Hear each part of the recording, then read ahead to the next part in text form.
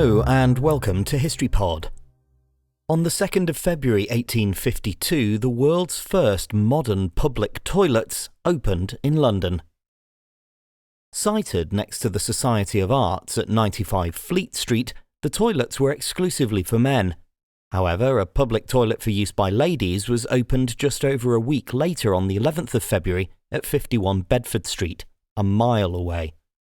Although public toilets had existed for millennia, these were often simple and unhygienic facilities.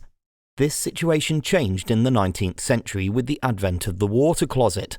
These flushable toilets were popularised following the installation of George Jennings Monkey Closets at the Great Exhibition in 1851, where users were charged 1 penny.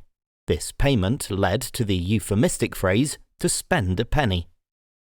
Despite the relatively low cost to the user, the Great Exhibition toilets generated a net profit of £1,790 in just 23 weeks.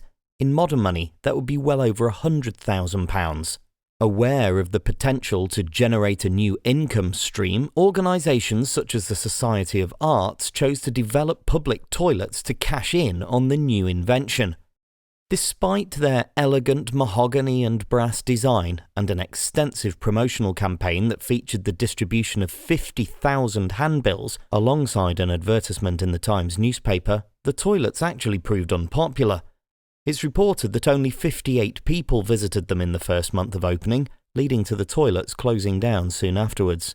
It is, however, interesting to note that one of the members of the committee behind the Society of Arts public toilet development was Sir Henry Cole. He is perhaps better known as the inventor of the commercial Christmas card and as a man who had a key role in the introduction of the penny post.